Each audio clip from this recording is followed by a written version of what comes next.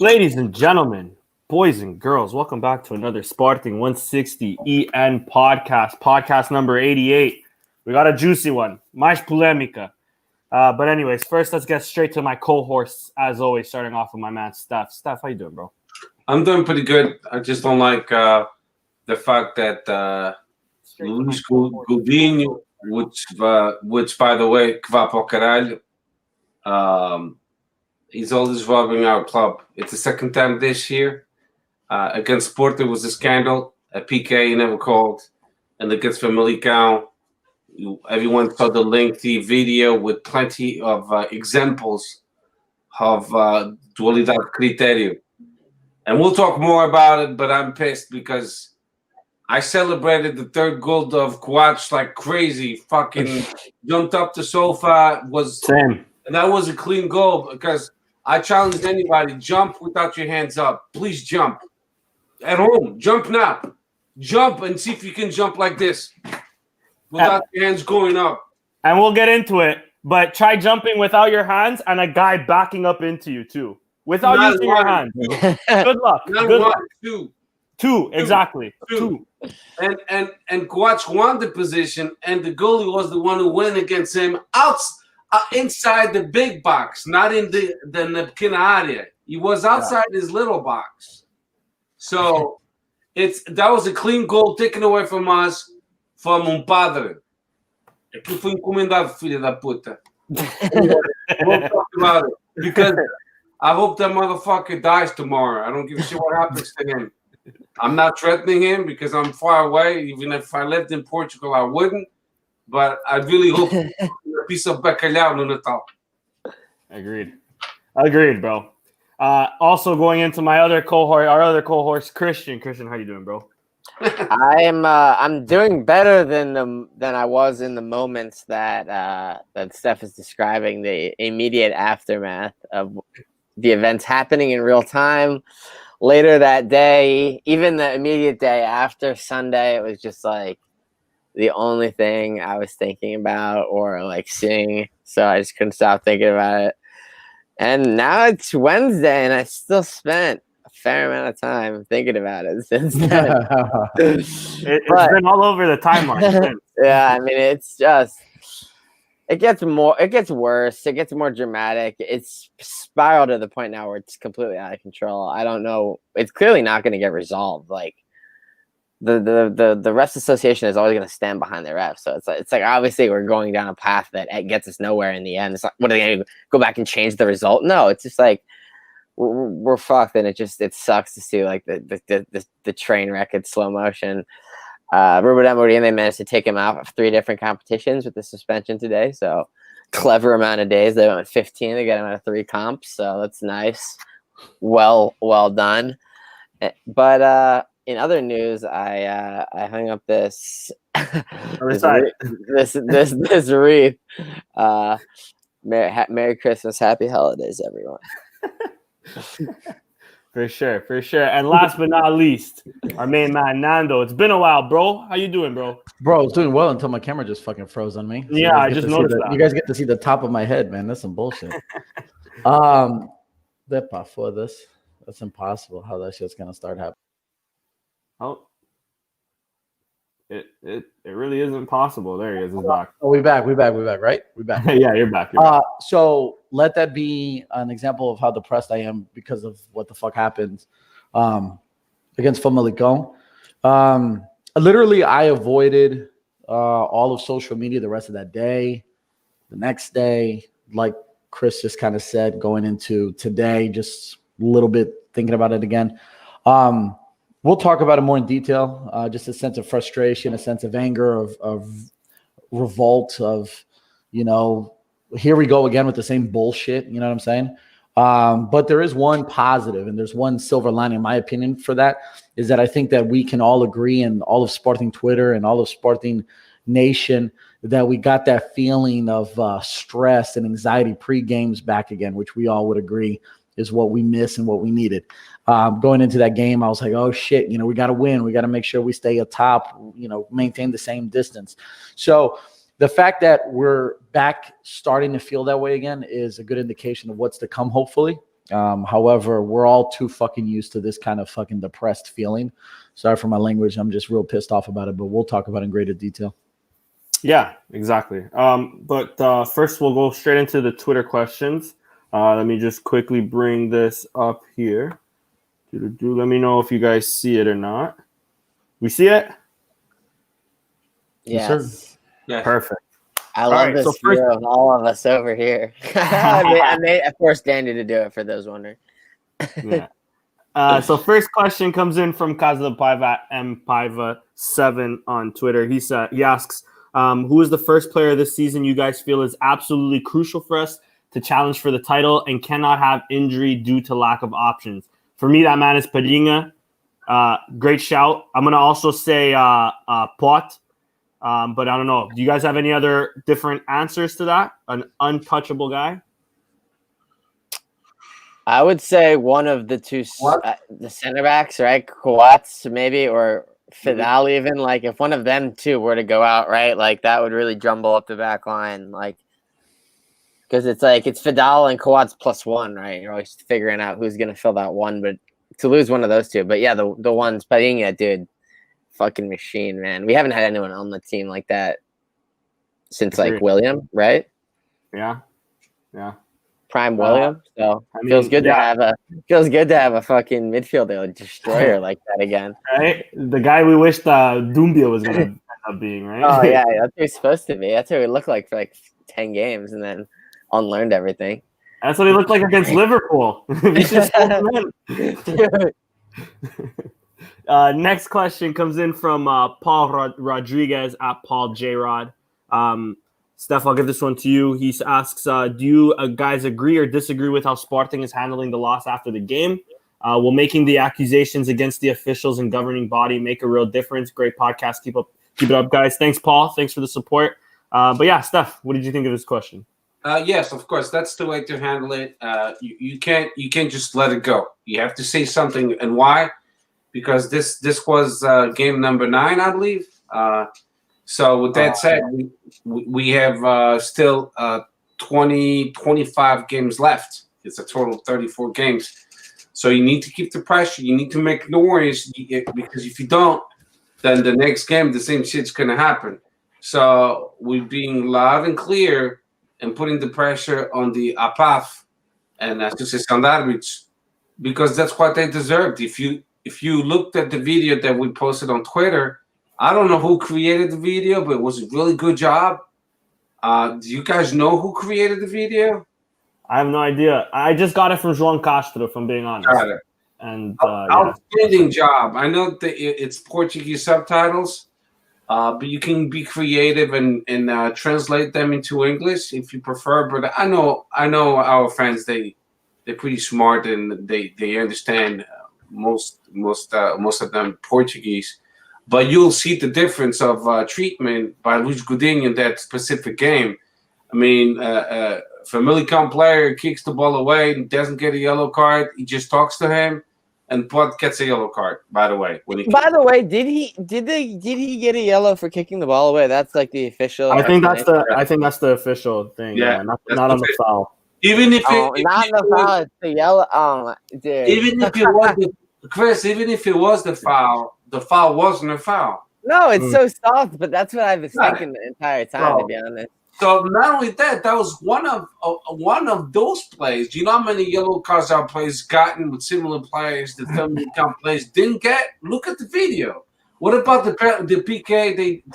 The VAR was so aggressive in canceling the goal from Coates. But what about the PK of the João Mário?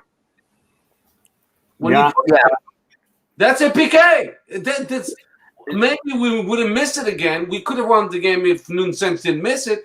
But I'm not going to crucify Nuno Santos because he's a human being. Everyone misses it. And somebody could say, Portista Benfica could say, o Luis Godinho também é ser humano. Yeah, but you made a lot of fucking mistakes. And it's always against Sporting too. Yeah, second game. 4 second points. game. Then we lost to them. It's a big coincidence. And this motherfuckers in Portugal, the referees, they walk around like they own everything and they untouchable. And I'm sick of it. I'm sick that the referees, they have LA or protection, like anybody from anybody. Like they could do whatever they want, and there's no consequences. Why?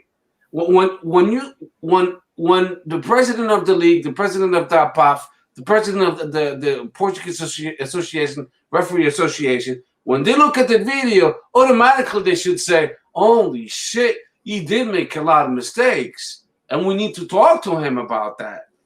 You know, why isn't anybody? Because I don't know if you guys saw the message the APAF submitted within half an hour saying that was a correct call by Quats.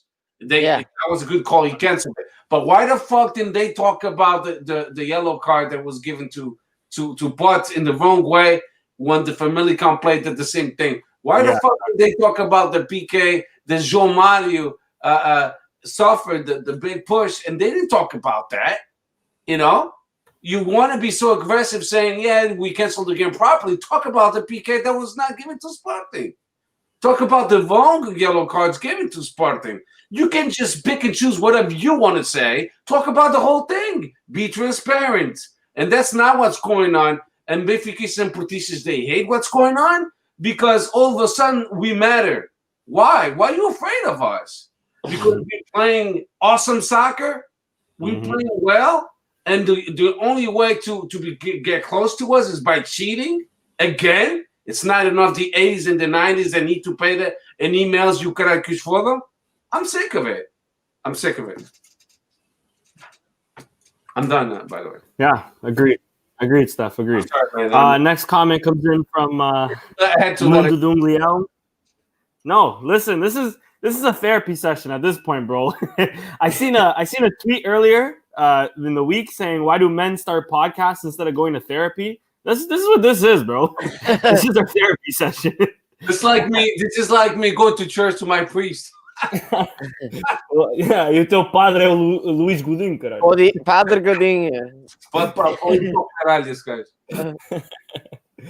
Next comment comes in from Mundudung Leão, who's also in our comments. Shout out to Mundudung Leão.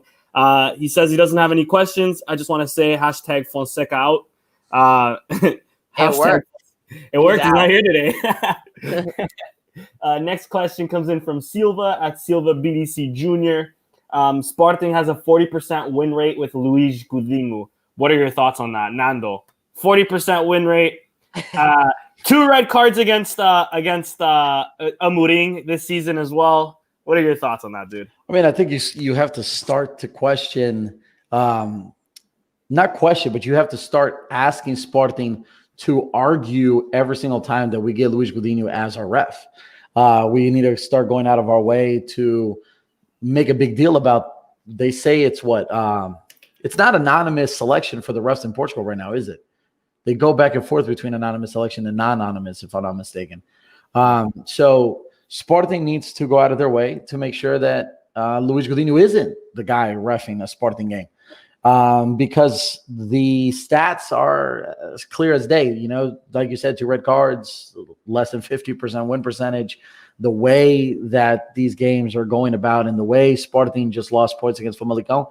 No, I don't want him reffing our games. I don't want that thing, that cloud of uncertainty to be around our players, especially as young as this team is and as much as this team has endured.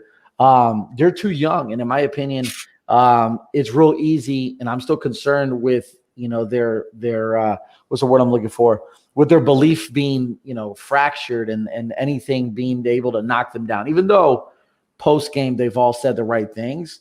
No, I think Sporting has to go out of their way to make sure Luís Godinho is not refereeing our games in the near future. And to be fair, I think that might be the only that's what the Sporting is trying to do. Win for Sporting that they get out of it. They've created such a scene, rightfully so, right? They've created such a scene now that and like the Liga would be stupid to assign him to a game right now. So I think that they might actually get that. Although imagine it happens. Imagine we find out, because you usually find out the day before, right?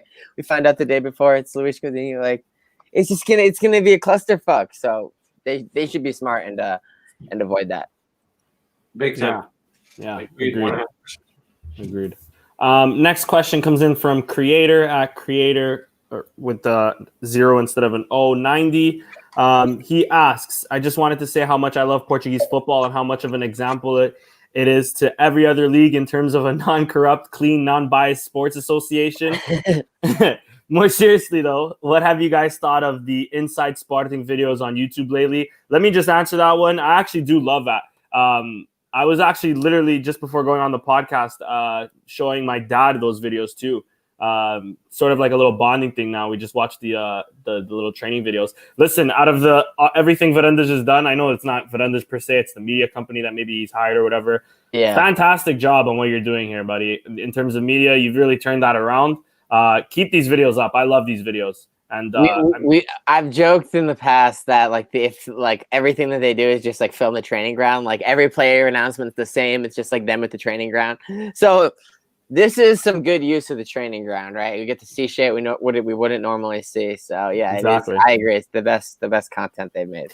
And listen, more Paulinho in my life is fucking amazing. So I can't complain, bro. Vital, that was his name, dude. Maniac. Yeah, that guy's another one that limps, bro.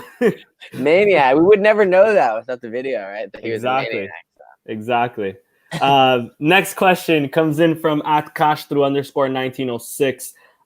He asks, which position do we need more reinforcements? And it's kind of off topic, but what teams do you think will go up against the Lakers on the NBA Finals this year?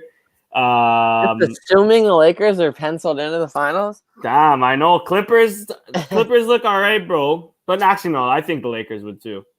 Schroeder, Harrell. Anyways, I'm going to say the Toronto Raptors real quick. Don't sleep on my Mavericks. The Mavericks look nice too. Luka Magic. I'm going to say Mavericks look nice too. Nets. Mundo only saying Nets. Sixers. Yeah, they're gonna trade for James Harden. It's gonna be Embiid and Harden. So you never know, man. True. And Steph, what reinforcements do we need for this season then? Personally, I think we've spoken about this before. Yeah, I would get a center back and a striker. I agree.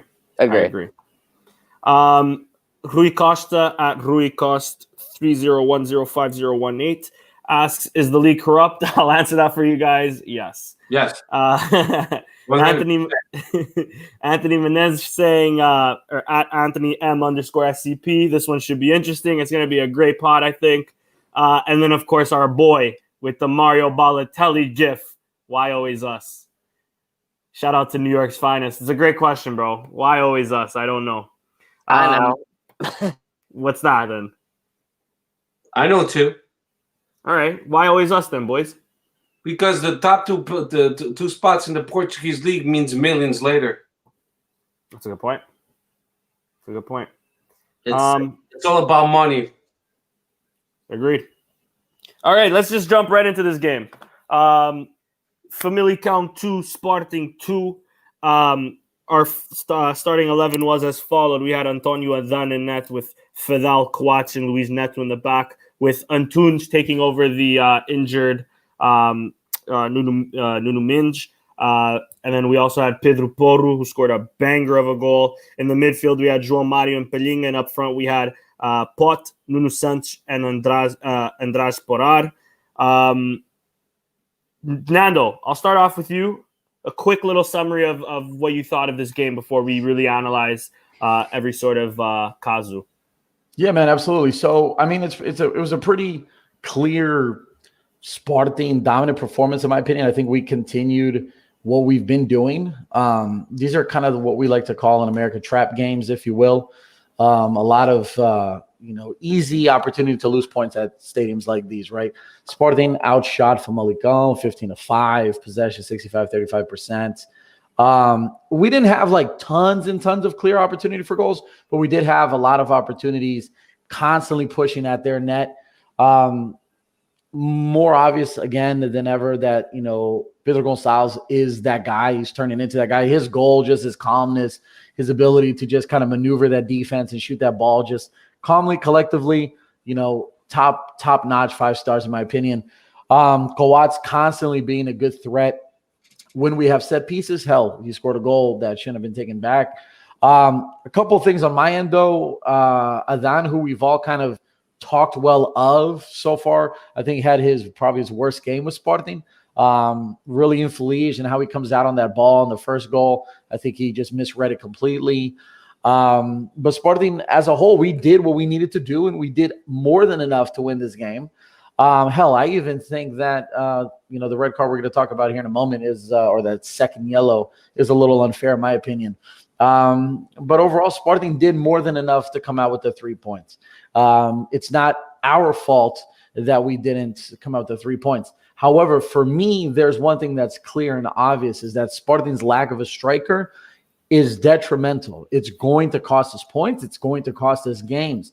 I won't go as far as saying that that's what cost us this game, because we obviously are going to talk about the Luis Godinho incidents. However, not having that striker, not having that player that we can put out there and continue to force the defense to mark one-on-one or zone mark and allow others to come in from behind and make plays, that's going to be an issue. And I think we needed that player against Familicao. We're definitely going to need it going forward. And I think situations like these, going forward, we're going to have much more of them, and not having that striker, not having that clear guy that's going to score, that's an issue. We can't continue to expect and wait for Pedro Gonçalves to continue to score goals. That's not his position, okay? The fact that he's doing it, that's just a cherry on top, but that's not what he's meant to do. That's not what we expect him to do. Sure. Now we're going to miss him into going into the next game. So now we're going to talk about what do we do now that we're about to lose 9 goals on the season. I think is how many he's got, 9 or 10. Right. So what do we do now, right? Now we're losing or missing our best striker, our best goal scorer. So that's my take on the game. Sporting did more than enough to win it. We didn't win it because of our fault own. However, there's things that we need to address, and I think this game kind of is showing those flaws in how we're playing. Although we're playing well, but yeah, 100% agree with you there, Bo. Steph, how about you, dude? Quick little synopsis before we get into the causes and everything. Well, yeah. So I'm more interested in talking about the bullshit. But overall, I think Sporting played well enough to win it at least 5-2. We had clear chances of goal, and I agree with Nando in one thing. Well, in many things, but the one thing I will emphasize is Sporad. He needs to seize those opportunities when he's in front of the goal. He needs to score, and he's not doing that. I don't know if it's peer pressure, but I don't know. There's no public, so there's no pressure at all. But he is struggling. He's in a very negative funk, and this is why every podcast, and not only ours, I listen to Sporting160, and TV shows and stuff like that, and everyone is saying the same. Even on Twitter, everyone is saying the same thing. We need a striker. We need a striker. We need a striker, and we do. And he showed against Familicao. And then they brought up a good point. But scoring goals, that's the cherry on top of the cake. He's a midfielder, offensive midfielder, very similar to Bruno Fernandes. But he's not the one supposed to be so productive. I'm glad he's being productive, but that's Porar's job as a striker, and he's not delivering. And we've given him many chances. I hope the next game he explodes and scores against Paços Ferreira at home for the Portuguese Cup on Friday. But we lack of that. But the whole game against Familicao, even the coach of Familicao said if they would have lost, he wouldn't have been upset because Sporting did deserve to win. Even the coach of Familicao said on the flash interview. So if you listen to Familicao's coach, he was actually surprised that he tied the game. And the only ones that really see the way we see it, it's Sportingistas, because most Sportingistas, I'm not going to say they really honest people. We want to win in a fair way. We don't want to win cheating. That's not our DNA. Our DNA is not to win cheating. I've heard Chris. I've heard Nando. I've heard Danny. I've heard Shan. I've heard many Sportingistas say, that was not a PK. We didn't deserve that PK. That was offside. But when you ask a Benfiquista or Portista, they will never admit it. Never. Why? Because they are different. And I'm glad I'm Sportingista because of those reasons. Because we admit when something that was given to us, or a PK that we thought initially should have been a PK, and then we watched the replay. We admit ourselves, no, that wasn't a PK. We're capable of doing that. And I'm so glad I'm Sportingista because of that reason. I really think that us Portuguese, we have a better quality, better character, we have a better judgment, and we much more honest than most Benfiquistas and Portistas. I'm not going to say all because I do know great Benfiquistas and Portistas that actually they think the way we do, but very few. Not the same way as Sportingistas. Most of our people, Sportingistas, we want to win in a fair way. And this game, we got robbed. We got robbed, and it fucking insults my intelligence to the point that I really was upset. I didn't want to talk to anybody for a few days because we should have been ahead of Benfica still by 4 points, and now it's only 2 points. And this is being done purposely because Sporting is bothering a lot of people. And it's only the 9th round, but this is how much Benfica and Porto are concerned about Sporting being on top. They don't like it. They want to bring us down right away. So they came up with this fucking bullshit referee team, Luis Godinho, a piece of shit, que va pro caralho. And because of him, we already lost 4 points. And I hate this. Yeah. Bothers me. I'm 48 years old. I'm acting like I'm a teenager, but it really bothered me. It really bothered me because I celebrated the 3rd goal for nothing. Yeah. Bro, you were going crazy. Me and my dad hugged, bro. I don't think I've hugged them in years. And we were like, oh, the team celebrated, bro. The team celebrated like it was crazy. Yeah, man. I hate sounding like that pessimist, but like I legit was fucking paranoid. I technically am paranoid. This time I wasn't. This time for some reason I wasn't. Dude, I'm telling you, bro. I don't know why I sat there and I held my breath. Sort of the same shit like when Benfica fucking scored their game winner at the end there. It was like at that moment that I was like, fuck, of course that's how they're going to win their game. And of course that's how we're not going to win our game. You know what I'm saying? Like I wanted to hope that it was going to have a different outcome, but like, fuck, man. Listen, it takes away the excitement and passion of the game when a fucking referee, corrupted motherfucker like Godinho, cancels that beautiful goal from Coates, that I just celebrated 2 seconds ago, and we're like this. What the fuck happened? And it takes away the passion of the game because I had to fight with myself to tell myself I have to watch the game against Pas Ferreira on Friday because I didn't want to because it bothered me that much. The way soccer is going. It's really bugging me because the VAR is not being used properly. Exactly. I was just about to say. Not always. It's often being used properly. In Portugal. Like, that's the part that sucks, right? It's like when you see them correctly rule out an offside goal, you're like nice. Like, it's like in the past that just didn't happen. The offside goal stood, and it was just like, so it's good in that sense, but at the same time, with like when they're drawing the centimeters like idiotically from like not even the right angle, and they're drawing like these fucking lines, you're like, So it's like you take the good with the bad, I guess. But I mean, Steph, that's the main argument, right, against the VAR, or one of the main. It's like the traditionalist argument, right? It takes away the passion of that moment. Because I will admit, I celebrate goals differently now. Right? You think about it, right? Especially if something happened, you're like, all right, let's see if it stands. And then it's like, okay, nice, after the fact. That's literally how it is now. Like, well, another thing is the VAR sometimes can be used the wrong way, just like in this case. It was a light touch. And then they said, yeah, we have a reason to cancel. It really, bro. The thing is, for me, the whole argument that pisses me off about that Lance, the whole thing, he wasn't in the fucking small box. He wasn't in the small box. Yeah, so he's not in the small box, so he can go fuck himself.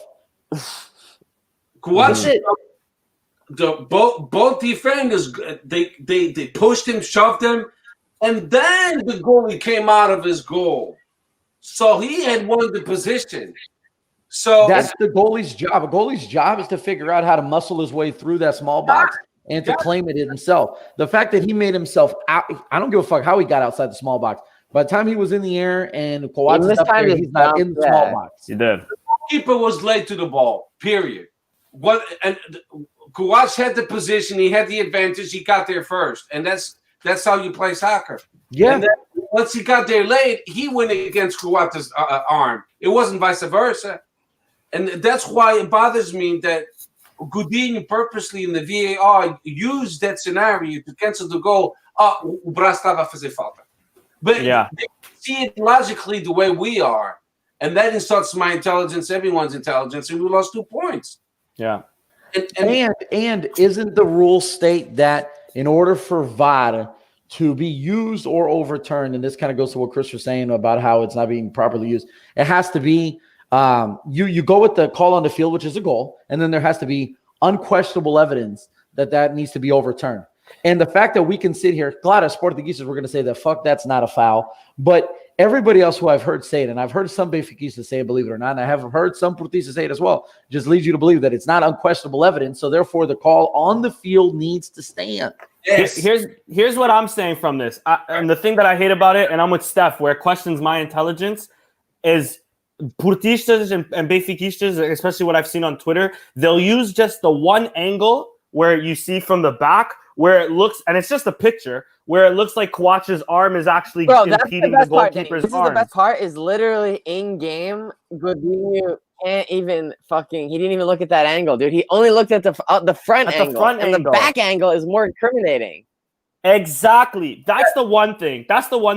And that they're using still images rather than the whole play. But then more so on top of that, the goalkeeper comes out of his box. He's not in the pequena area. So what's the rules on that? The two defenders are pushing towards Coates, and Coates is like still kind of avoiding the goalkeeper. It's not like full on contact. It's not Luizão on Ricardo a few years ago where that was clear and that wasn't even called. It's just, and then in terms of VAR, this isn't the VAR that we've been asking for as Sportingistas. And I don't agree with Varandas a lot, but the one thing he said that I actually agree with is the goal went in, and then the referee's job now is to be like, hold on, let's see if we can disallow it. And that's not what VAR is for. VAR is for, like Nando was saying, the unquestionable. If there's two different angles, one showing that it shouldn't be a foul, the other one showing that it is a foul, you gotta go with the call. It's unquestionable. It's not clear. I'm with you, Nando. I'm with all of you, really. Yeah, it's a joke. And it really, really, really felt like they were just looking for something to rule it out. Exactly. Sporting is back to incomodar muita gente, bro. I love that Sporting está a incomodar os benfiquistas e portistas. Exatamente. Caralho. Todos para caralho. Todos. Não escapa nenhum.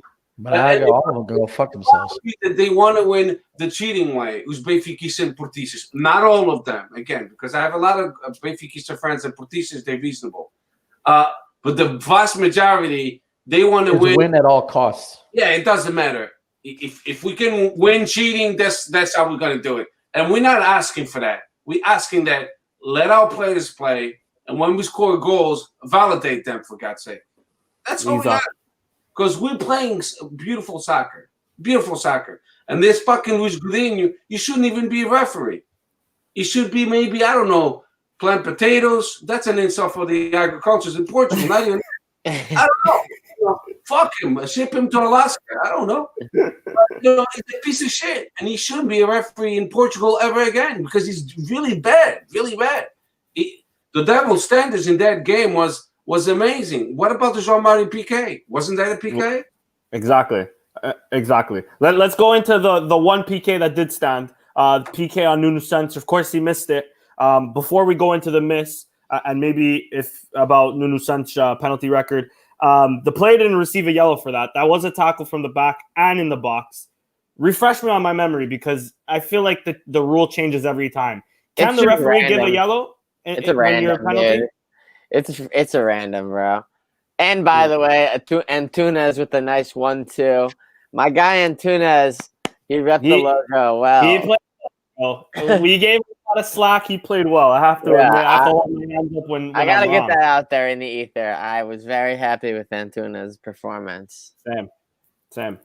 And I think me and you have been like as big as haters. Yeah, now I'm his biggest fan, to be honest, because I saw that picture of him with the ponytail, so I'm back in. But going back to the penalty, Nuno Santos should have done better for sure. Going forward, I don't think he'll be taking penalties. Who should have taken that penalty? One. And two, I just also want to make it clear, Nuno Santos has had now 4 penalties in his professional career in the first division. Missed 3 now, only scored the 1 at Rio Ave. I forget who it was against, to be honest. But anyways, Nuno Santos going forward, who should have taken that penalty, really, guys?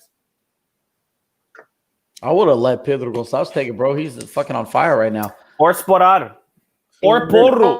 The bomb I see Or Porro Sporar. shoot. Sporar would have made sense too, because that would have hopefully allowed him to gain confidence, given him an opportunity. He's to been get on the taking score them sheet. in the past. He's taking them in the past. Yeah, I would have said Sporar pot. But interesting. I guess they let the guy win it, take it. Penalty kicks are like field Yeah. goal kickers in the NFL, man. The second they start missing some, that shit gets in their Well, head. now you know what you have to do is Ruben Amorim has to figure out like immediately. Like this week, he had to figure out who his PK taker is, because we're going into it's knockout. clear if soccer right Jovan's not on the field, that we don't really have a PK kicker. Yeah. That's what that showed me. The fact that Nuno Santos won the penalty, I don't know. I didn't really see if he argued for the ball or not, but that's all that showed me. But let's talk about, before you move on, that PK. Yeah, for sure. That PK, what happened the next day with another game, which was Braga Belenenses? Mm-hmm. What happened? Wait, are you talking about the goalie coming off the line? No. The PK no. The PK was repeated in the Braga Belenenses game. Oh yeah, that's another Yeah. rule that's just randomly they decide to enforce it. Sometimes not. É quando convém, bro. É quando convém. Fuck. The players of the Braga team, the referee called it, hey, vamos repetir, because you guys should have stayed outside the box. And when you look at both pictures, it's on Twitter, it was the same fucking scenario. The PK of Nuno Santos should have been repeated, like the one from Benfica. Dude, they I don't know how they decide when they're going to do that. It's same with the goalie on the line. It's just like they so random when they decide that they're going to call it. If you make the fucking exception for Benfica against Ferenc, now you need to make it for everybody else. Yep. Why is he getting those calls that we're not getting them? Yeah, you have refs in games hours apart. The same thing. They're each doing different things. It was 3 weeks ago against Ferenc when they missed a PK and they said repete outra vez, and then they scored. So I still remember that. And Sporting doesn't get those calls. Why not? Why are we not getting those calls? Because he missed it. Especially protecting Luis Godinho, saying the goalie disallowed the cancel against Squats was a proper call. Then we are entitled to question the APAF. Why the fuck aren't you talking about the PK not being repeated, the PK against João Mario not being called, the yellow card given to Pot, but not the familicao player? We're going to question them as well. They have to talk about everything. They can pick and choose whatever they want to talk about. You have to talk about everything, the whole thing. Exactly. And caralho. And going off. Yeah, no, I get it. I'm saying right after that penalty as well. Of course, the goal saves it. Pot is trying to challenge for the ball. That's so soft. He gets the ball, mind you. Yeah. He gets the ball, sort of kicks it to the side. You get a yellow for and, that, right? That was and they give him a yellow for diving. Oh, it's for diving. What the fuck? Yeah. For diving. Go back to the first, second round of Liga NOS and see the kind of PKs Merengue got. People forget, but I don't. Go look at the fucking PKs that Porto Merengue got. Someone in the VAR booth looked at a replay of that and decided that it was the correct decision. No, because yellow cards you can't. No, I'm talking about Steph, the one where my bad, the other guy's foot, like. O J. Marques do Futebol Porto, diretor de comunicação, he speaks a lot of shit, but I get it because he has to defend Porto. But he only sees blue. That's all he sees. But let me just add that's the biggest problem in terms of Portuguese football. You have to defend blue, so you spit some nonsense. As clubs, we should be fighting for Verdade Esportiva, because at this point we're fighting for our fucking league. Because if we're just gonna be fighting for the clubs, then we can't be complaining if a ref is shit or if a ref is corrupt or if one team gets benefited and the other team doesn't. Instead, we need a all, like, especially the big three or big four, big five. Remember Ryan Gold, that bullshit goal they rolled out? It's like Ferenc got robbed of 3 points and like no one even cares, right? We only ever talk about the robberies in the big games, but yeah, there are other robberies occurring. Certainly, just no one gives a shit about them. Exactly. That's our biggest problem. And then the referees in Portugal, they wonder why they get crazy phone calls threatening them, or their cars breaking into. Because there's a lot of friends that they live Sporting, Benfica, and Porto. They fucking nuts are crazy. There's a lot of friends that they live Sporting, Benfica, and Porto. They feedback somewhere. Okay. Yeah, we're good. Yeah, no, 100%. Anyways, we'll move on from that. Again, bullshit yellow, and the only annoying thing from that bullshit yellow is it's basically what leads to the red. Anyways, after that, I just want to quickly mention Palhinha with a shot just outside the box, tested the goalkeeper. Palhinha was itching for a goal that game. Loved it. Loved seeing it from João. And then the 37th minute, I mean, what a goal from Pot. Guy basically has been putting our team on the back the whole time. Came out of nothing, really. Came out of nothing. It was a banger. Left foot. Beat 5 players, weak foot, exactly. Chef's kiss right into the bottom corner. Beautiful. Nothing more to say about that. 43rd minute. Of course, this is Famalicão's goal. Coming off a free kick, deserved free kick. Assunção with the header. Then, of course, coming off his line a little too early. I also want to say Sporar and João Mário sort of left Assunção like clear for that header. So I also want to place the blame on them. But then with a big fuck up, I think 2 big fuck ups this game. I'll get into that question after, actually, when we talk about the second goal. And then in the 45th plus 3 minutes, what a goal from Porro. It has to be said, from a free kick. But just before that free kick, as Christian alluded to earlier, a nasty challenge from Joaquim on Antunes, just outside the box. Don't come at my boy like that. Fuck that. He does get a bit of the ball, but Antunes, I believe, wins it first. Studs up. Guys, he got a yellow for that. Is that a red card? I've seen a red given for so much less in that in Portugal. I've seen the same challenge get a red. I've seen worse than that not get a red. Like, again, totally random. This case, I guess the randomness, right, turns the skew in one direction or the as opposed to the other. So we did not get the benefit of the randomness this time. And I really wish we can play the clip too without Sportive fucking us over, because he basically comes 2 feet off the ground to make that challenge too. Yeah, which is a big no-no. Against Antunes, yeah. The challenge. There's been tons of red for a lot less, man. Yeah, minute 52, and he got nothing. Look at minute 52. Yeah. That was Wait, what was minute 52? It was against Nunes on the left wing. Familicao defender swept him, didn't get anything. Look at it, you'll see. The butt yellow card, the first one, when they said he faked a PK, he couldn't avoid the contact. He had to fall. I mean, the goalie was going like that, and he had to. There's nothing else he could have done. That wasn't a yellow. And on top of that, he wasn't even complaining on that. I see no Sporting player nor Pot sort of be like, hey, penal, nothing of that. Yeah. Whereas, and then again, the double standards, what's his name? Valenzuela, he does the same thing where he's falling in the box. Like, he gets clear of a defender, sort of trips on him. He's falling in, or not trips on him, trips on himself, falling in the box, falls on the floor, even complains to the ref, no yellow. That's the double standards that's fucking bullshit. Yeah, because Pot got a yellow for much less than that. Yeah, and that was in the second half. Standards like minute 50. Look at it. Every single call that could go. Yeah, but anyways, from that challenge on Antunes, it should have been a red. I think we all agree on that. Came that goal from Pedro Porro. I seen tweets like Porra Porro. What a goal.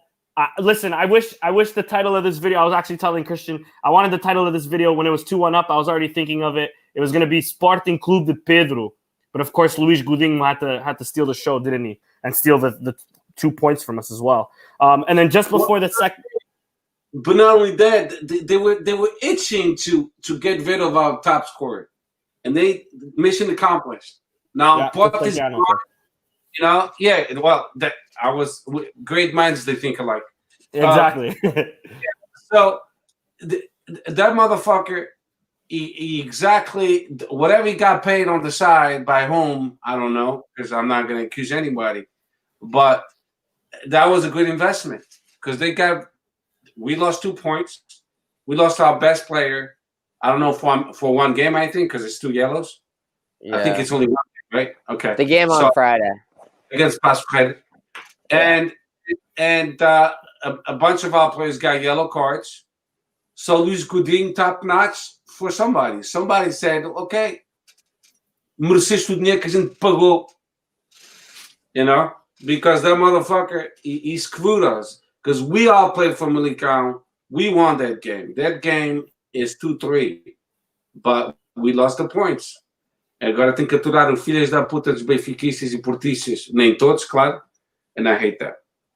Exactly. And then just before the first, or just after the first half finished, a heated exchange in the tunnel that somehow got Nuno Santos a yellow card for what is really what I'm asking here too. Obviously, it was the familicao players that were sort of instigating it. I'm not saying Sporting walks away like clear of that, but Nuno Santos was long gone from that little kerfuffle that was going on. What does Nuno Santos get the yellow card for? Another bullshit from Luís Godinho. Another thing I don't understand from this game. He didn't even touch him. The camera went back. The same video you saw, they said he didn't even touch him. You got a yellow card for what? For saying foda-se or caralho. You know how many times that's said in the Portuguese game? It's said at least 100 fucking times. Even from the refs.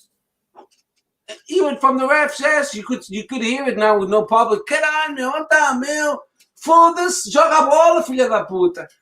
And nobody gets yellow card. But Nuno Santos, Luís Godinho was clearly in a mission to screw Sporting, because when you want to favor a team, it's not the PKs, it's how you stop the game and the yellow cards you show. That's how you fuck your game up.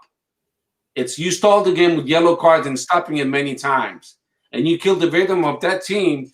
That was actually a book that came out of a Pitorado. How to cheat, against other teams. And one of the referees, he said, well, it's easy. You keep on making up bullshit fouls and you give them yellow cards and you kill the rhythm of the good team. And Portugal won a lot of fucking championships in the 80s and 90s like that. Go back and you'll see. Yeah, exactly. Agreed. Also, what is this whole thing going on with the tunnel as well? I know, is there like an investigation or some shit? Or Sporting's asking for videos? There was a massive bodies. Our boy Varandas was in the massive bodies. He was like posted limply arguing to the fourth ref. Like, I don't know what they're investigating. It's pretty fucking stupid, the whole thing. Yeah. Inside the tunnel? Yeah. Inside the tunnel, yeah. Massive bodies. Yelling at each other. São coisas de futebol e que a liga devia estar calada. Prontos. Trying to get maybe 1 or 2 other players suspended if they're lucky. Não é a primeira vez que eu já vejo isto. Not even, and it's not exclusive to the Portuguese league. I recall back maybe, I think it was 2 years ago, Chelsea Tottenham, and the kerfuffle that happened there, bro. Like, this isn't, I don't know. Anyways, maybe this is more to the point of that some Sportingistas and other rival fans have on Sporting whining a bit more, but anyways, that's one thing there. But I have a solution. Build 2 tunnels. Some stadiums have it. Some stadiums do have it. The other team goes to the other tunnel. That's how stupid football is becoming, because they want to take all the ingredients or all the passion away from football. But what if a player tells the other one, if he doesn't touch him, if he doesn't do anything, so what? We do that when we go to the fucking park. Exactly. I'm just referring I'm just referring really quick to the game, to the video we posted on the 46th minute, just before that second half ended. A player also kicked the ball away, didn't receive a yellow for that either, but Pot obviously gets the second yellow for that. We had the 65th minute, the João Mari potential penalty, something that we seen then called against us on our. Of course, it was the under 23s, but very similar. I think, in fact, the under 23s is more shoulder to shoulder than this one was. João Mari, should he have seen a penalty? I'm saying it might have been soft, don't get me wrong, but seeing as everything that's gone on to this game, that's definitely a penalty. If he goes down and doesn't shoot, right? It's probably a penalty, right? Não foi com o braço. Olha, he pushed him. Yeah. And it's towards the back. That's the thing that's like, if you're going shoulder to shoulder with a defender, limpo. Going to his back, even with the shoulder, that's a foul anywhere on the field. Well, I'm saying, where the fuck was the VAR? Yeah. So the VAR canceled a clean goal against Quats, but in that play, where was the VAR? Taking a smoke break, a coffee break? Maybe. You know how the Portuguese and the Europeans work, bro. One more thing, o VAR também pode ir para o caralho. This VAR, I agree. This is not the VAR I was asking for. No, me neither. Not the VAR I was asking for. England and Germany functions well. In Portugal, they came up with a way to fuck certain clubs, and we are in that bubble. Let's fuck Sporting. Even in terms of like this offside rule now, if like a player cuts his toenails, he can be onside. You know, like I didn't ask for that sort of VAR. You know, I was asking for the clear and obvious to be called. Okay with that. I'm okay with that. I'm on board with Chris on that one. The offsides, I'm okay. Anyways, and then of course the red card on Pot, kicking the ball away. As we mentioned, the other guy obviously didn't get a second yellow for that. And Ansu Sung was on the floor. I don't know if he needed medical attention or not, but the referee clearly didn't give a fuck, and he just called that delay of game yellow card. So stupid. The 2-2 then. I think it's another mistake on Adan. Let me just say, I don't know if you guys recall. His wall is weird, man. Does that guy bend it that much, or is the wall misplaced a little? One thing, the wall definitely looks like it's fucking out of place. 100%. Why is there 4 players on a wall on that close of a free kick? I've never seen that before. It's usually at least 5 players, at least, and they're blocking every angle. 1, 2 on Adan, where I think he's at fault with this. And I don't want to fault the guy because I like Max or not. I want to make that clear. I've liked the guy up until, even now I still like the guy. One bad game doesn't change anything. But in that play, in that sequence, I seen him. I think he was yelling at João Palhinha, telling him to move over more on the other side. And then Pimba, of course, the goal goes in that side where I guess João was trying to cover or whatever. That's why I think Adan is at fault also with that goal. I think both goals he could have done better at. Of course, now we have Max is probably going to prove himself on both the Taça games. But if he does do well, especially against Passos, because, of course, Mafra is a different test. But especially against Passos Ferreira, if Max does well, do you guys think he's going to steal the starting spot afterwards because of a bad performance from Adan? Or do you think when we do play in the league next in 2 weeks, I forget who it's against, we'll see Adan back in the net? What do you guys think? We'll still see Adan. Ferenc next Saturday. Ferenc. There you go. Yeah. Not this Saturday, the one after. The next one. Yeah.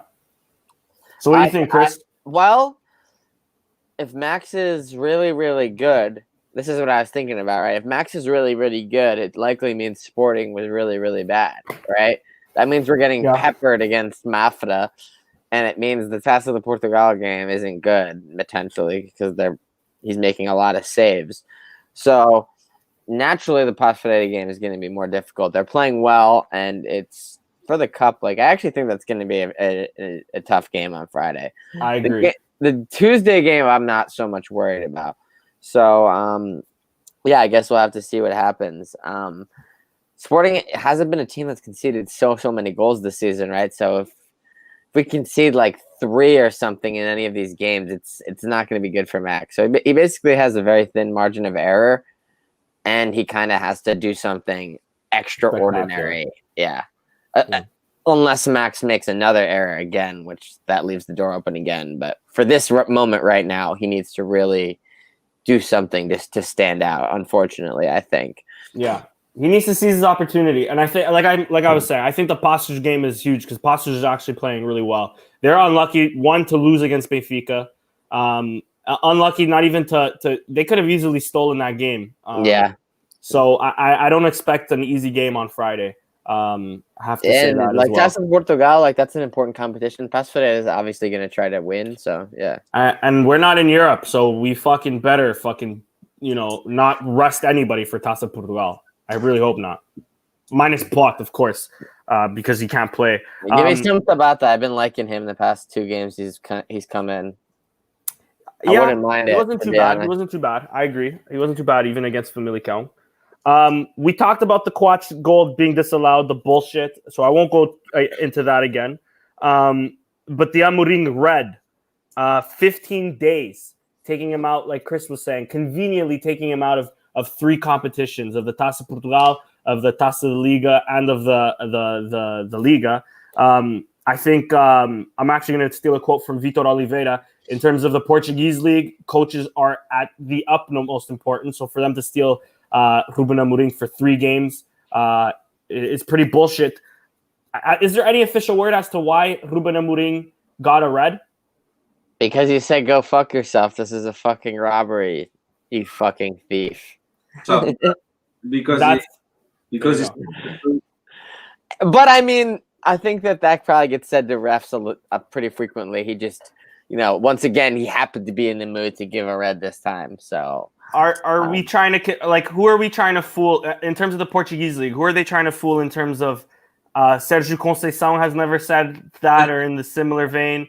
Jorge Jesus, I remember him at Sporting saying that shit, let alone at Benfica. Tem o filho da puta do Pinta Costa that protects him, and he does a better job than our president. And I hate to say, but that's what's going on. We're not the top dogs in the Portuguese league as far as controlling what's going on behind the scenes. Pinta Costa and Luís de Vieira, they do a better job, and we'll suffer because of that. Like we suffered in the game against Familicao. But they do a better job in what? In terms of pressuring the referees, or in terms of actually doing their job? I want to explain to you at the level of corruption, caralho. Because corruption is still going on. It's obvious that corruption is going on. Porto's been playing like shit, and they've been squeaking some crazy skinny games, and all of a sudden they Porto and Benfica, don't forget. Benfica too, of course, but Porto at the beginning of this league has been the most benefited with bullshit PKs, bullshit fouls, and it goes on and on and on. And it really bothers me that this could have been a really exciting league, but then fans, we're not blind, and we hate when we see corruption. And what went on against Sporting at Familicao was clearly 100%. No, I'm lying. 1,000% corruption. 1,000. Unless you are completely 100% Benfiquista or 100% ultra portista, of course you'll never admit it. But when you look at that video that whoever prepared was a really nice prepared video, you could see the double standards of that game by Luís Coutinho. You could see that aquilo foi encomendado, aquilo foi cozinhado. Por quem não sei. But he did an extremely good job in mission accomplished. That we lost our best player, we lost our coach for 3 days, 3 games, like you said, and we lost 2 points. So mission accomplished. Well done, flawless execution. Yeah, this guy should be given a golden pintorado. A literal golden whistle. And the last thing I'll say about that, Ruben Amorim red. If words can give you a red card, Jorge Jesus, after this comments today, should never coach again. Jesus Christ, it's so bad. That's all I'm saying.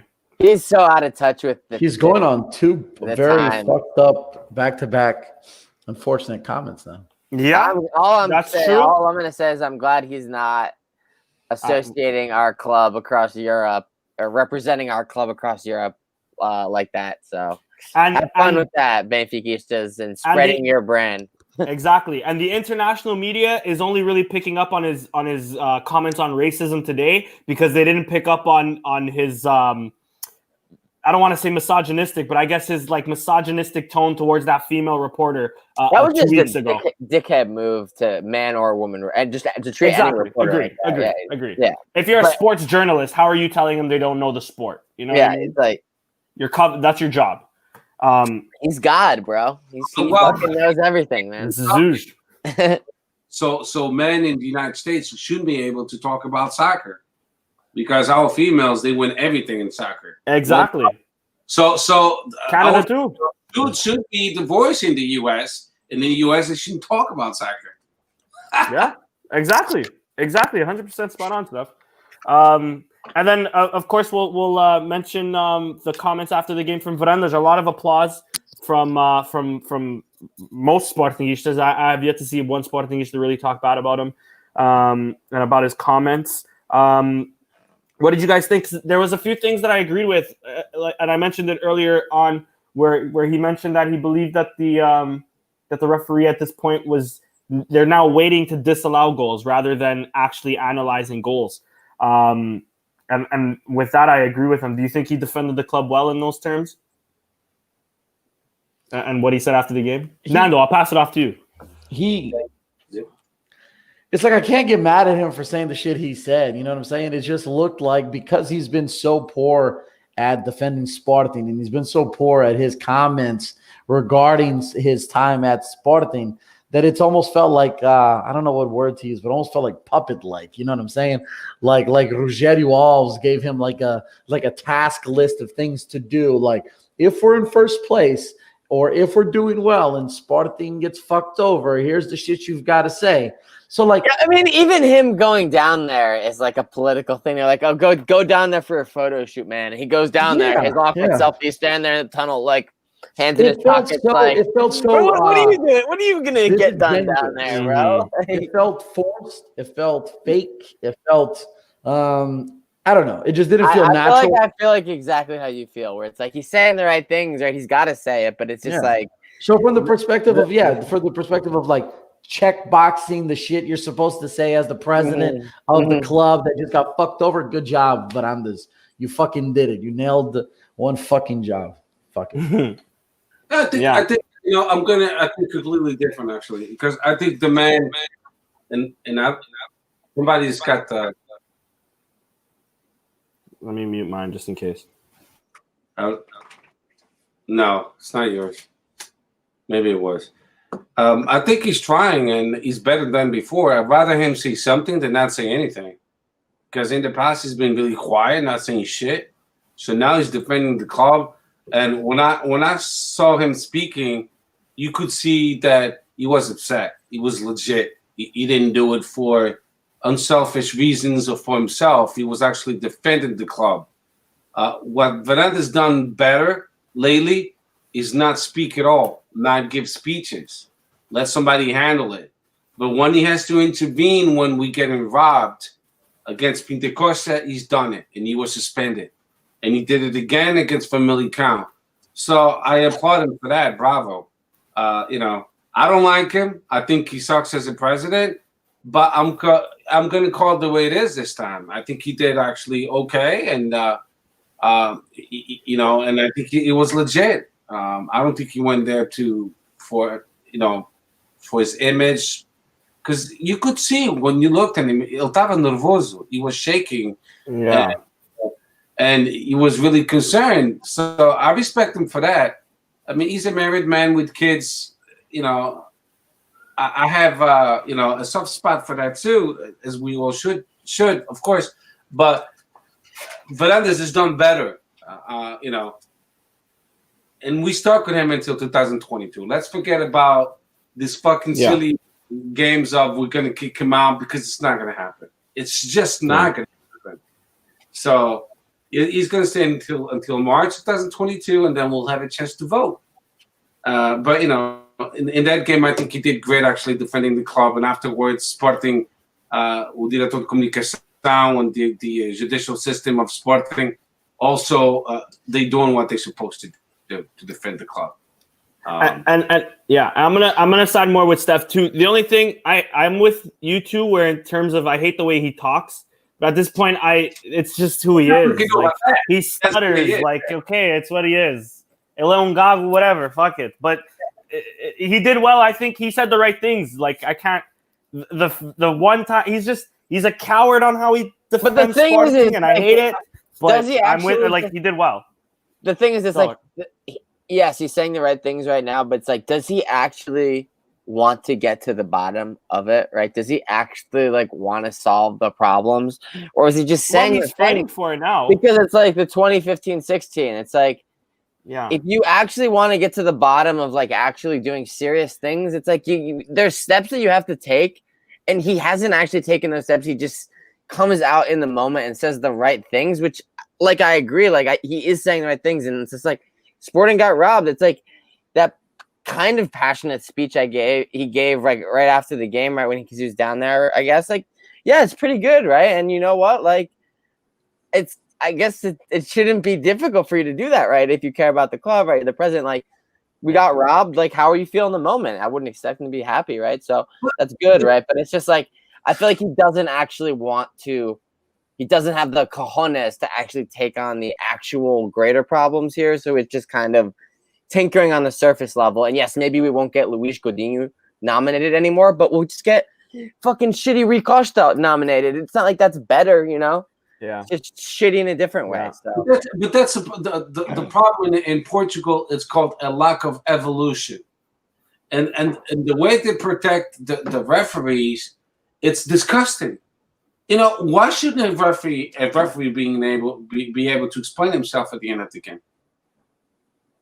That's what I'm saying. The same way coaches have press conferences and flash interviews, referees should do the same. Agreed. It happens with rugby. Yeah, exactly. Yeah, put them on the spot. That's actually a good idea.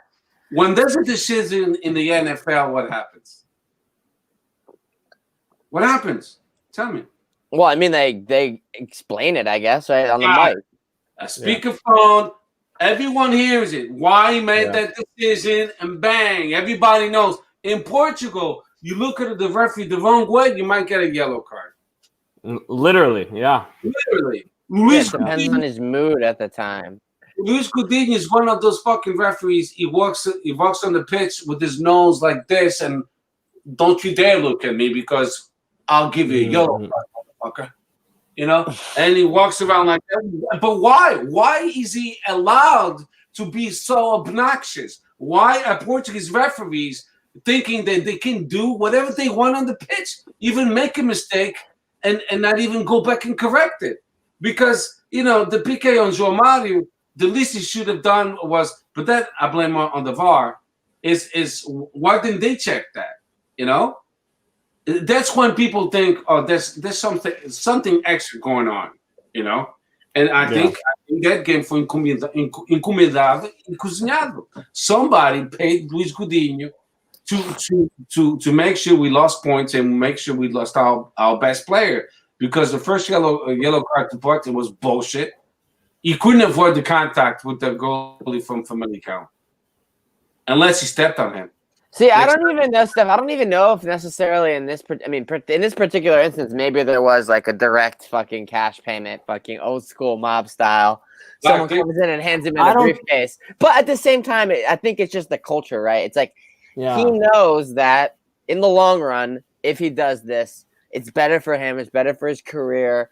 It's better for his future prospects. Like, doing this, fucking over Sporting, right? We checked off the boxes. Best player, suspended. Coach suspended. Like, points lost. Like, PK denied. Like, a goal ruled out. Like, he did it all. Like, that's gonna pay off down the line. If it doesn't pay off tomorrow, it'll pay off in 4 months. Like, and he knows that it will. That's why he did it, right?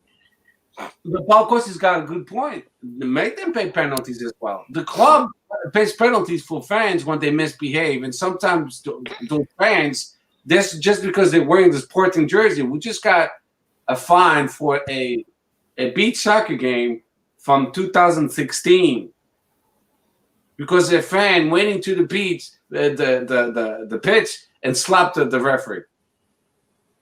Yeah, just because he was wearing the Sporting jersey. But why is the club responsible for that? I don't get it. Seriously. I mean, I have a Sporting jersey. If I go watch a soccer game, and I punch a referee, why is Sporting away? Why is Sporting paying for the fine? Shouldn't it be the home team then? Because they're in charge of security. Am I right?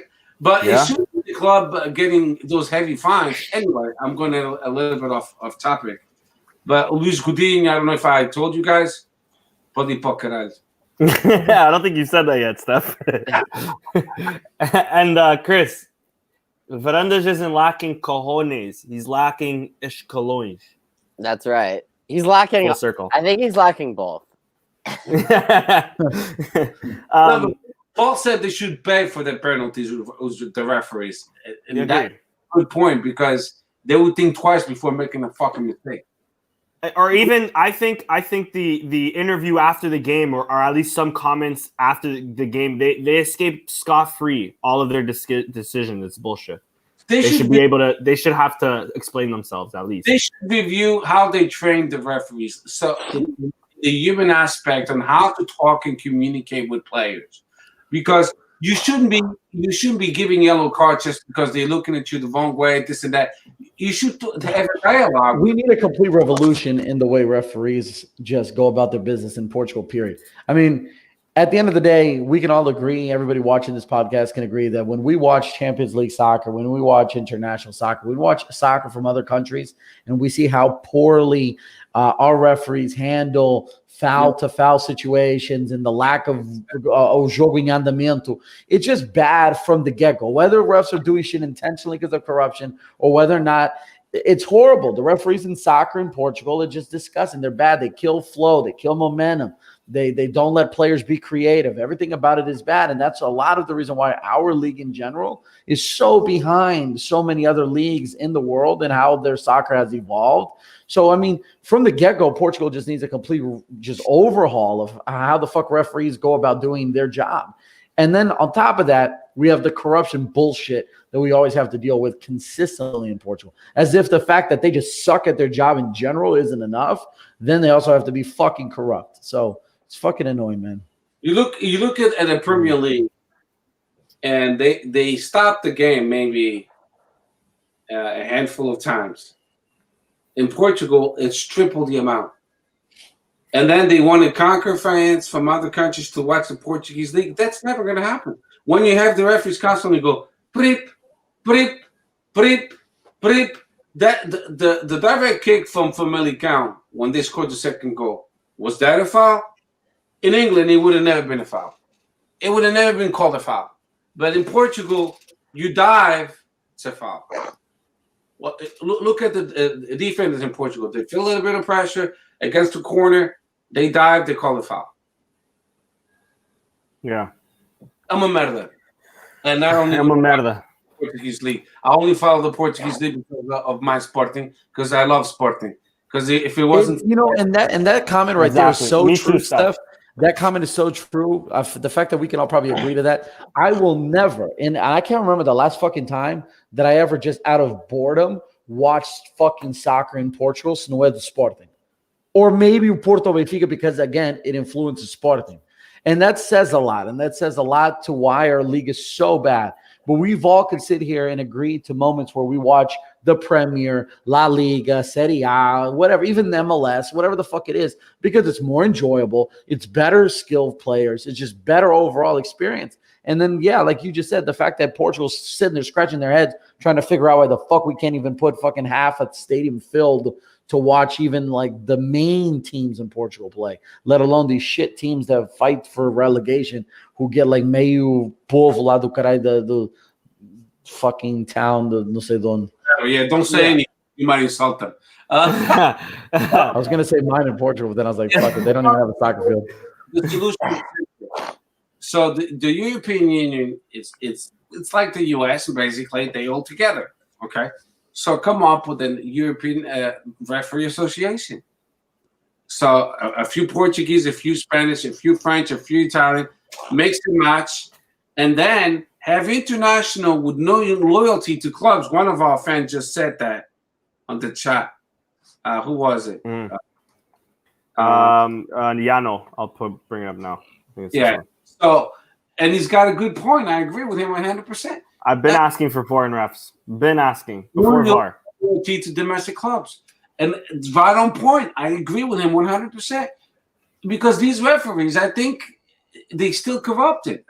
Because Luis Godinho, there's no fucking ways they weren't corrupted. With the amount of mistakes he made against us, after I watched that video, sometimes we don't take our time to watch the whole game and pause and look at certain plays. But that video was spot on with every play. He emphasized. I was like, and I sent that video to a couple of Benfica and Portuguese, and they were kind of quiet. They were like, they didn't say anything back. So if they didn't say anything back to me, it's because they agree with it. Because usually if they don't agree, tu és parvo, não sei o quê. Yeah. Caralho. They stay quiet. You know, I'm like, okay. So they agree with me. Yeah.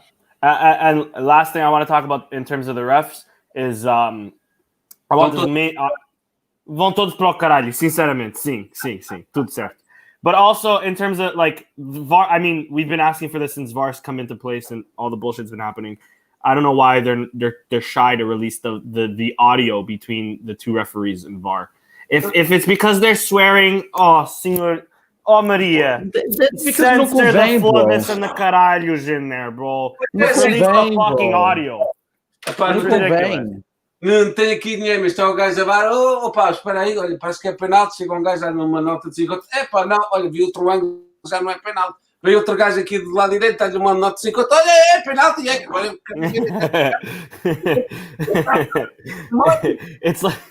It's like an auction, bro. My brother used to work at an auction, bro. It's like releasing the fucking audio there, bro. What does Jorge Jesus say in that infamous clip of Sporting? Olha que eu te conheço, eu sei de muita coisa, bro. Sabe. Eu alguma vez quero saber do Jorge Jesus.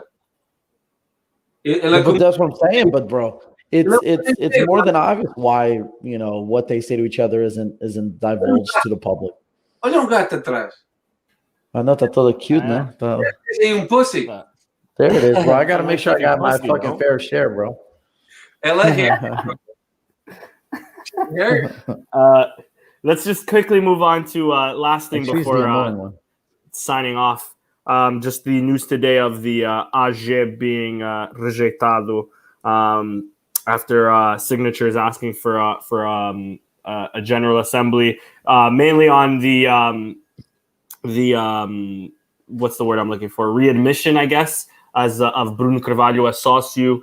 My only thing that I want to say to this, the same way that Sporting and Well are going about vamos todos, sim, certo, rejeita rejeitem todos. That's how I feel in terms of this.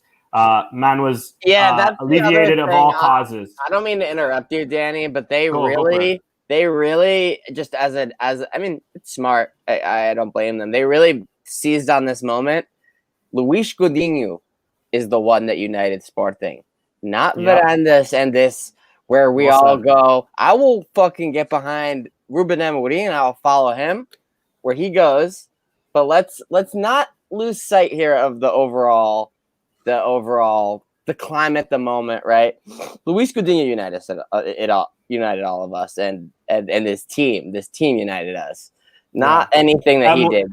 Amorim has done more to unite this team than Varandas ever has since his slogan came out. And I'm not gonna lie, I think the slogan is kind of a way to just kind of like redirect this energy into like supporting them, basically, right? So I would just advise people not to get tricked. That's all. Don't let these, like, it's not even people getting tricked. It's people, Portuguese in general, I feel like they're having their support misdirected without like nefariously, kind of. Mm-hmm. Yeah. Sorry, I didn't mean to cut you off there. No. That's what I was trying to say. Yeah. How about you, Steph? Anything to add on that? On the AG being rejected? Sorry. Oh no, it's not because our president Bruno Carvalho, he it's been proven he's not guilty with cash ball, with attack that could mean. So Varandas in this aspect. I just defended him a little while ago, but in this specific topic, he's a liar because he said it out loud. It's recorded that if Bruno Carvalho was not guilty, he would accept him back as a socio, and he doesn't have to accept him back if he doesn't want to. But by law and by common sense, really, it's really more common sense. He should just say, we have to take him back because he was found not guilty. I mean, that's the way that you need a sport thing, right? But he doesn't want to because he's fearful that Sporting's current moments in first place under Varandas, you know, and everything that can come from the Bruno fans if he were to come back, and fearful, I'm sure, I'm 100% positive that he's worried of another revolution, another rally, another preparing for 2022. But he shouldn't be afraid of that. He shouldn't, but he's weak-minded, and he's very sensitive. What you realize is if he's a man of his word, because he's not being a man of his word. He hasn't since he was elected. 2000, what was it? 18 when he won the elections? Was it 2018? Yeah. You should go back to the tape. Yeah. You would take Bruno Carvalho back if he was found innocent. And he is innocent. I'll take him back. You got it. A palavra de honra. So diz que você estava para trás, diz que você está para trás. That's it. The man is not guilty. And that's the end of it. So stop with the fucking bullshit games. We're never going to forget about it. I'm not a Brunista. I'm a Sportingista. And I see it the way it is. The way it is Bruno Carvalho was found not guilty. So take him back. Stop with the fucking bullshit. Because you're a liar. He's a liar. And I call him a liar because it's on tape. He said he would take him back. So take him back. And the AG isn't even asking to take him back as a president or have anything to do with the club. It's just to have him back as a sausage so he can pay the club. And more so on top of that, let me just add, one, you're right. This is to unite the fans as more than anything because the Brunistas and the Varandistas, whatever you want to call them, will then still be on the same fucking. They'll support the team. One, and then what was my main point to this shit? Just shot a blank. For this. I need to stop smoking weed, bro. What was I saying? Oh, caralho. Basically, bro, I was gonna say something good to this. The problem. Anyways, take over, bro. It'll come to me when I get it. Oh, this I had it in my head, bro. The problem that I see is that like basically they basically like. Oh, go ahead, Danny. Yeah. Sorry. All I'm going to say, too, if they're confident, if Varandas is confident enough that the league is theirs this year, Varandas has to win at least one league.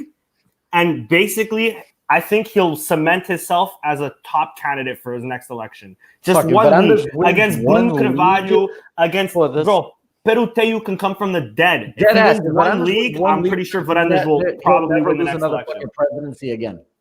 No, that's what I'm saying. Like, and not to mention, he talks a lot about that his first season and how he won the Taça da Liga, Taça de Portugal, and the Sportingistas were all in love. Imagine we win a league, especially with and this team. I'll be the first one to say it, and I'm so hesitant to say it. We have a decent shot this year because we have a really great team. We don't have a lot of games in terms of Europe, and we've seen Champions League now the past back-to-back 3 weeks now. Like it's not like we're gashed in terms of our players. We have a great manager. Ruben Amorim has shut me up. Maybe the price tag is a little high. He shut me up. We have a good chance to win the league this year. Varandas has very little to worry about right now in terms of Bruno Carvalho and running against them. At least right now, like you were saying, stuff. Varandas is we're only gonna get another election in 2022. We can try with all these signaturas. We can try our best. It's not gonna happen. Well, unless another Alto shit happens, it's not gonna happen. This is the problem, Danny. Who is the person? It's like auditing your investigation of ourselves. Oh, we've determined we didn't do anything wrong, right? That's what always happens, right? We're asking them to evaluate their performance, and then they are the ones deciding if their performance is warranting getting fired or not. And what do you think that they're going to say? They're going to say no. But the problem is they don't get to decide if they get fired or not. We get to decide if they get fired or not. And that is the entire problem with the situation we're at right now, because they've just set a precedent that they can do whatever the fuck they want, and Exactly. us the Saucios can't do anything. So. And since Bruno Carvalho's dismissal, sorry, Steph, I'll pass it right off to you. Since Bruno Carvalho's dismissal, they've shown that they don't give a fuck about the statute. They don't give a fuck about signaturas. They don't give a fuck about anything. It's whatever they want goes. Punto final. Saucios are only there to pagar cotas, and that's it. And that's all we used to have. Think about the American government. So we have the president, vice president, the Senate, and the House. And the thing that every American is afraid of is if the Democrats, they win it all. If they win it all, they could do a lot of things, which could be good or could be bad, depending if you all the way to the left, all the way to the right. So Sporting is like that. The president and Mr. Assembleia, they all together. They all agree with everything. They all help each other. So why the fuck would they fuck each other? What I find interesting is I remember when Bruno Carvalho was president. And Danny and Chris, we could come up with 4 million signatures. They'll find a way to fuck it up and say, well, this signature looks fake, just like the elections in the U.S. And that's why the Assembleia Geral com Rogério Alves, because he's the true president of Sporting. It's not Varandas. Let's get it out there. We all know that. Mm-hmm. He controls it, and it's never going to happen. The only way to kick out Varandas out of power will be in March 2022 when he goes for re-elections. That's when us Sportingistas will have a chance to kick him out. And then I don't think even if he wins a championship, that will save him. Because enough people, you could see the modalidades going a little bit south now. We just lost 2 competitions. We're out of 2 competitions, which I'll talk about it later, international competitions. So, it's Sporting is not only soccer, and I think he forgets about that. It's a whole picture of a lot of fucking teams, and he has to be careful with that. And Bruno Carvalho should be accepted back, not today, not tomorrow. It should have been done yesterday. Yeah. Long time ago. Yeah. Como os portugueses dizem. O Varanda é burro, ele parece que tem um doutorado em burrice. Porque ele, se fosse uma pessoa esperta, se atingisse, if he accepted Bruno Carvalho as sócio, a lot of people that like Bruno Carvalho would take it easy. We'll just give him 2 years apiece until March 2022. Most people would just let it die. It would say, okay, you know what? He did the proper thing. Até parece que quer unir o Sporting. Mas ele é burro. But I don't think it's only him. I think it's a lot of croquettes que não querem Bruno Carvalho. Têm medo. And they pressuring him. Não faças isso. Não sejas burro. Não aceites o gajo para trás, pá. Não podes aceitar o gajo para trás, que vai ser um desastre. But it wouldn't be, because he would be just a sausage Portugal. But they're afraid he might win the elections in March 2022. But why would you be afraid if you think, you're doing such a great job? Especially with a good moment right now, they're just falling back on that, just riding out, being in first, and the team playing well. And I think they're also underestimating on how many Sportingistas and sócio Sportingistas still don't like Bruno Carvalho or still don't align with him anymore, and how many people he lost in that last little year that he had at Sporting. Of course, he has like a large support. I'm not saying he doesn't, but I think they're underestimating on also how many people, like I said, no longer align with his vision and stuff. I'm going to support Sporting. It could be Varandas, it could be o Dani Saldanha, pode ser quem quiser. Eu vou sempre suportar o meu Sporting. That's so everyone is clear. But do I support Varandas? No. Do I respect him because he's the president? Yes, I do. But I don't like him. I think he's the weakest link in our club. Like that Sporting chant goes, toma cagar quem é o presidente, o treinador ou a direção. Dale, dale, meu amor. Anyways. Nando, anything else to add before I pass it off to Steph in terms of modalidades? Bro, I was just going to say that I remember when Bruno Carvalho was president, how many times Bruno Carvalho would go to the sócios would put his fucking beliefs on the line, would put his fucking pride on the line, would put everything that his administration was doing, had done, or was going to do on the line, and would ask them for a vote of confidence. And people used to laugh at him. People would say shit like, opa, this guy's a dictator, blah, blah, blah, blah. But he had the balls and the courage to literally go to the fans and say, you decide my future. Exactly. You decide what the fuck we do, what we are doing, what we're going to do, and what we did. You judge it. And it's because of that, dude. And people need to realize that, if I'm not mistaken, the Assembleia Geral that led or followed the shit of Alcochete, he called it. He fucking said, let's fucking talk about it. Let's have it. Let's discuss it. And we did. And he was voted out, but he fucking did it. And the fact that Varandas can't ever fucking allow the fans, the sócios, when we ask them to fucking voice their concerns and their beliefs on what Sporting is currently going through or has gone through or will go through, we can't have that. We can't have that discussion because a punk-ass Rogério Alves is the fucking dictator in this bitch. Like, remember that. Bruno Carvalho never, ever shied away from letting the fans dictate and determine Sporting's future. Exactly. And at best, he was always fighting for Sporting to be of the sócios. Not once. He would always tell fans, he would always say, vocês é que decidem. If you don't want me at fucking president, you guys don't want me at president. He would say this shit all the time because I remember my dad once saying to me, opa, ele não devia estar sempre a ir à Assembleia Gerais, um dia vai se fuder. And I'd say, nah, bro, because we decide. This isn't about whether or not he's going to fuck himself over or not. If he feels like the fans need a voice and have a right to have a voice, Varandas should do the same.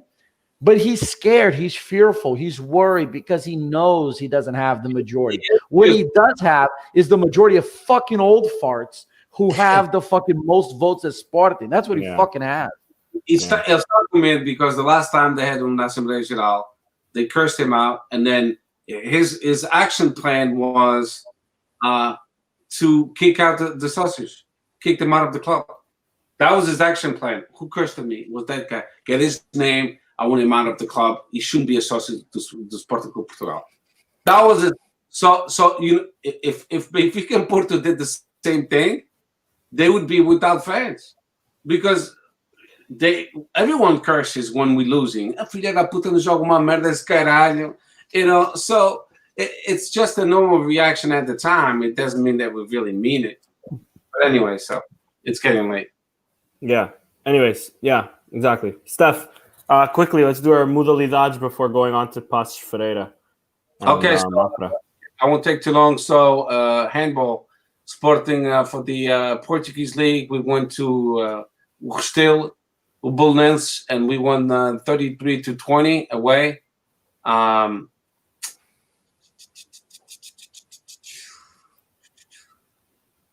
We just spoke about Campeonato Portugal, the B team. We tied away.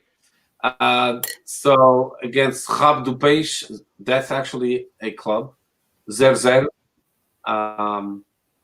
That's one of the best clubs in our series. So they're pretty good. They're in third place, we're in second place. Under 23 Liga Revelação, we lost against Bolonense SAD 2-1. So that's not a good result because we just lost against Benfica recently. Futsal, we spanked Bolonense 8-1. We dominated the entire game, easy game. Our ladies lost against Sporting Lisboa Benfica 6-2. They have a better team, so it's not surprising. OK Patins, we tied against the São Joanense 3-3. That's one of the better good teams in the OK Patins league, so it's not a surprising result for the ones who follow OK Patins. Volleyball, our guys we won against Castel Maia at home 3-0. Then that's that. Then volleyball, in the international competitions in the round of 16, we lost against UK Live Pra 3-1. So we out of the competition because it's only one game due to COVID-19. In the handball, we lost against NIM 27-24 away. so we kind of in bad shape. But we still could make it. This is the group stage, and the top 4 teams will advance. So we still could make it, but we have to win the next games. Futsal, the Champions League for 2020-2021. The results came out, and we will play against a Danish team from Denmark, JB Futsal, Godinho. On the and hey, let me just say I've been to Amsterdam. They love to fuck over there. Let me just tell you. This red light district. Woo, take it for you. So if we win, we move to the bounds of the eight best clubs in the competition. Soccer, the B team, we won yesterday against Sporting160EN 1-0, and goal scored by Pedro Marques. Yeah, So that was today, right? Yeah. Rafael Camacho got the start. He also got subbed off in the 70th minute. I didn't watch the game, so I don't know how he played, but that's he hasn't for those. Well, for those who are wondering. He hasn't played a lot, yeah. At least our OK Patins for the 1947. I think that's in Portugal. I don't know why they renamed it. They won away against Saint John's 5-3, and they moved on to the semifinals. That's it. Oh, I heard Netherlands. I didn't hear Denmark. My bad. I'm stupid. I'm tired. I heard Netherlands. Oops. I'm sure there's a red district somewhere in fucking Denmark. Anyways, just quick little preview. I'm actually a little pissed. I finally get a sorry, what stuff? Nando, I heard you. I finally get a little 9 to 5 Monday to Friday, and of course, Sporting out of all competitions, but decide to play on a Friday, which is fucking bullshit. But anyways, it's always at the late start, right? I know it's bullshit. 4:15 Eastern Standard Time on Friday, a late one for you Portuguese and you Europeans. Anyways, Sporting, is it Sporting Pastors or Pastors Sporting? I believe it's Sporting Pastors, right? Yeah. Sporting Pastors. Já tá avalado. Tough game. Passos have been on a great run of form. In the league, they are currently, give me 1 second, I believe sixth place with 14 points. They're doing well. I don't know who and if much, I'm pretty sure you guys have, but many people on the comments watched the Benfica game that they just had. Played a really great game, like I said earlier. Unlucky to not get at least a draw out of that game. They could have easily stolen all 3 points. It's okay. Benfica scored in the last play of the game, but guess what? Their goal wasn't canceled. Yeah. They didn't really seem like they were looking for... Que puta de sorte que esses filhos da puta têm, yeah? I'm okay with that, que o Benfica marcou no último segundo. I'm okay with that. But their goal wasn't canceled. Yeah. Our goal was canceled. We scored at the last fucking minute here, but our goal was canceled.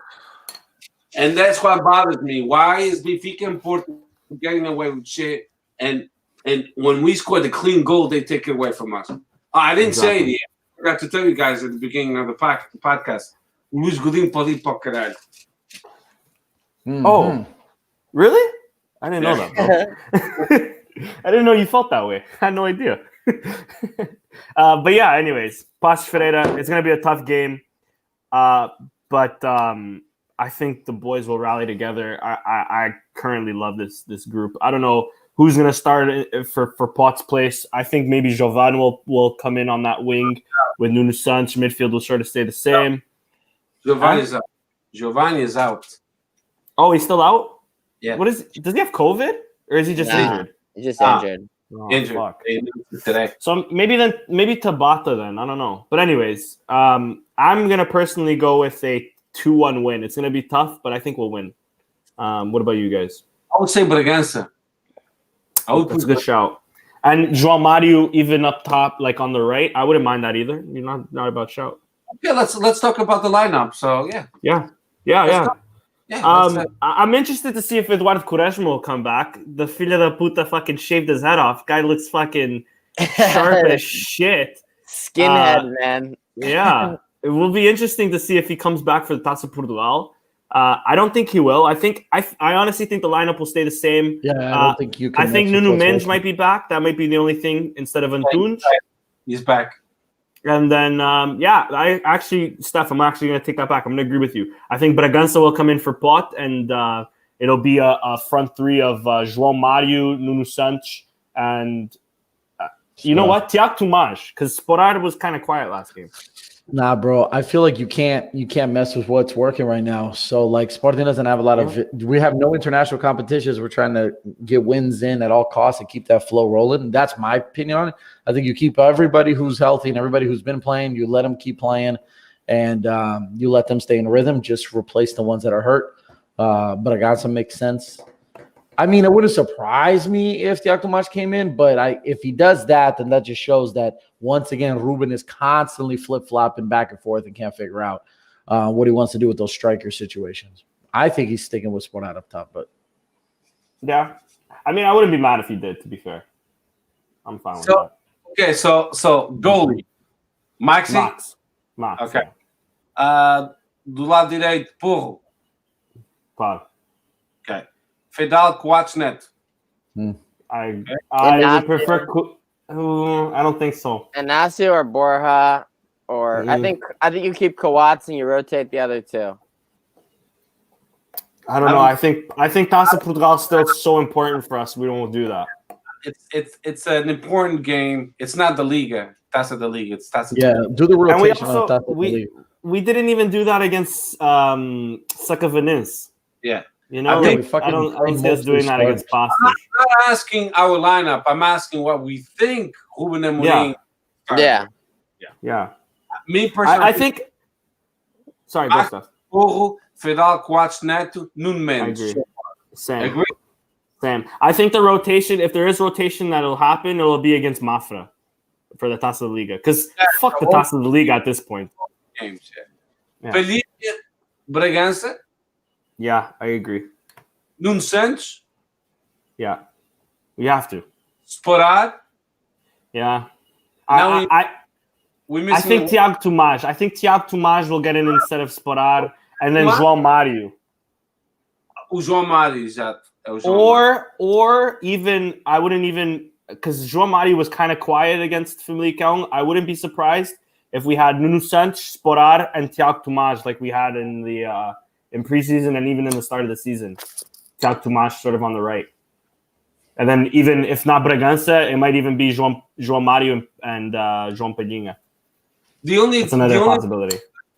I would start Sporar is because he brings depth.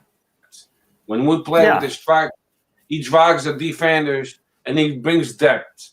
And the Tiago Tomás is not really a striker. He's more of a false nine.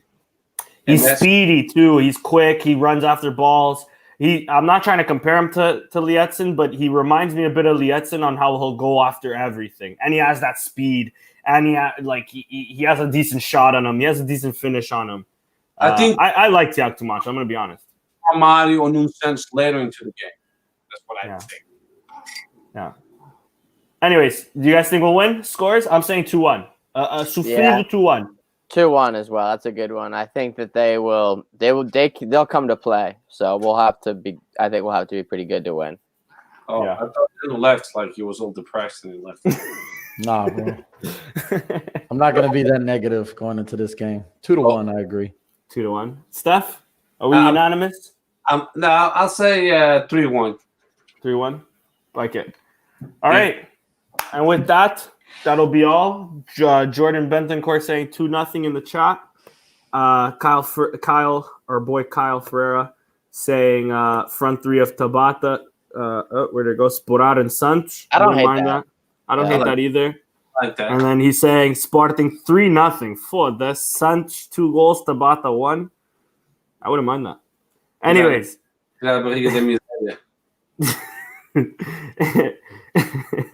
Hey, guys, did I tell you? Wait. No, I don't think you did. I don't think you did, bro. Luís Godinho para ali para o caralho. Foda-se, I don't think you said that, bro. That's right. That's what we should name this podcast. Hey, Luís Godinho. Podcast number 88, Luís Godinho para o caralho. It's actually called the Luis Godinho Heist. Yeah, that'll work. I hope you like it. I was trying to be creative. That'll work. Yano saying Sporting 3-1. Anyway, special mention to everybody in the chat right now. Appreciate you guys as always. Shout out to Yano, Kyle Ferreira, Jordan Bentoncourt, Clark Kent Jeans, bro, my guy all the way from Toronto. Oh, yeah. Shout out to you. Paul Costa, of course. We had my boy Jorge Perigoso, my boy I went to school with him. Benfiquista, good guy though, good guy. Huh? Mas é perigoso, cuidado. É perigoso, porra. We also had Lauren Jenks, Catanus Chip on Twitter. Shout out to Lauren. We had our boy from Down Under, José Costa Jorge. We had Saik. And then, of course, Mundo Dum Leão. Hashtag Fonseca out on Football Manager. We had Michael Consuelo. We had your boy Daniel Baldwin, as always. He's slowly becoming our favorite non-Sportingista fan. I'm gonna be honest with you. Every podcast. He told me Sportingista now. He's like, hey, yo, bro, I follow your game, and you guys won. That's good, because now I'm a Sportingista. He's an MU fan, so. So he likes Bruno Fernandes, bro. It's good. He's born in Texas. So I don't really know how much he's dedicated, but he does follow. He tells me. Sick. Yeah. Shout out to Daniel Baldwin, bro. Great first name. Let me just tell you that. Anyways, guys, follow us on Twitter at Sporting160_EN, on Instagram Sporting160EN, Facebook Sporting160EN, YouTube Sporting160EN. Like we said last week, OnlyFans Sporting160EN, LinkedIn Sporting160EN. Follow us all over. Spreadshirt Sporting160EN. We might have some shit still there. Until next time we'll actually have 2 games to talk about. That's a long time coming. I haven't had 2 games to talk about in a while. It's gonna be nice. But anyways, sayonara, viva Sporting, and hey, Steph, Luis Godinho, pode ir pro caralho, não? Caralho, meu!